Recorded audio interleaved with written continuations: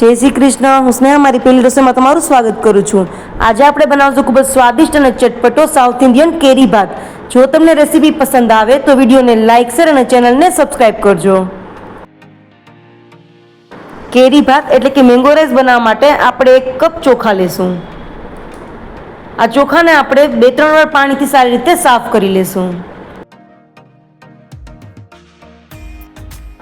ચોખા સરસ રીતે ધોવાઈ ગયા છે.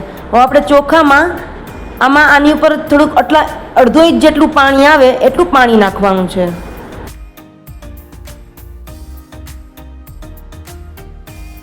હવે આપણે આને એક પ્લેટથી ઢાંકી દેશું. હવે મેં અહીં એક કુકર લીધું છે, તેમાં અડધો ગ્લાસ પાણી નાખી અને એક રીંગ રાખી દીધી છે. હવે આપણે જે નાનું તપેલીમાં ચોખા તૈયાર કર્યા છે ધોઈને, તે આમાં રાખી દેશું. હવે આપણે કુકર બંધ કરી લેશું. હવે આપણે આની 2 વિસલ કરી લેશું અને 5 મિનિટ માટે સ્લો ફ્લેમ પર એને ચડવા દેશું.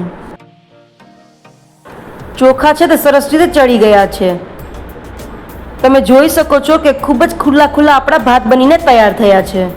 આપણા ભાત છે તે બિલકુલ પણ વધારે ગળ્યા નથી. હવે આપણે મેંગો રાઈસનો વઘાર કરશું. તેના માટે એક પેનમાં 1 ટેબલસ્પૂન તેલ નાખશું. તેલ ગરમ થઈ ગયું છે. હવે આપણે આમાં 1 ટીસ્પૂન રાઈ નાખશું. સાથે જ 1 ટીસ્પૂન જીરું નાખશું.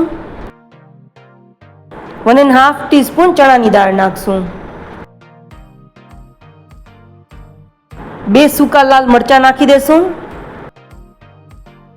સાથે જ થોડા મીઠા લીમડાના પાન નાખી દેશું. આ બધાને તેલમાં સારી રીતે સાતડી લેશું.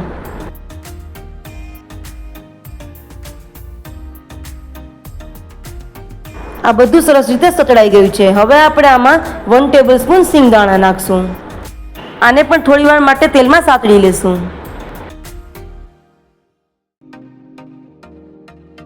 સિંગદાણા પણ સરસ રીતે સતળાઈ ગયા છે. હવે મેં અહીં એક કાચી કેરી લીધી છે, તેની છાલ કાઢી અને તેને ખમણી લીધી છે, તે નાખી દેશું. સાથે જ 2 લીલા મરચાં નાખી દેશું. 1/2 ટીસ્પૂન હળદર નાખશું. સ્વાદ પ્રમાણે મીઠું નાખી દેશું. સાથે જ 4-5 કાજુ નાખી દેશું. આ બધાને પણ આપણે તેલમાં સારી રીતે સાતળી લેશું.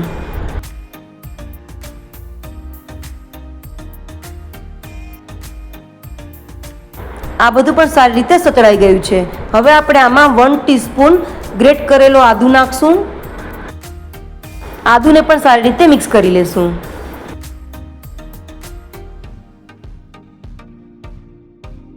હવે આપણે આ મેંગો રાઈસનું મિક્સચર બનીને તૈયાર થઈ ગયું છે. હવે આપણે જે કૂક કર્યા છે ભાત, તે નાખી દેશું.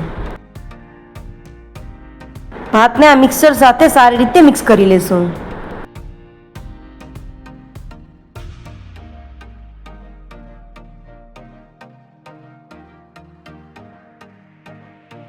તો તૈયાર છે આપણા ખૂબ જ સ્વાદિષ્ટ અને ચટપટા મેંગો રાઈસ. હવે આપણે આને સર્વ કરશું.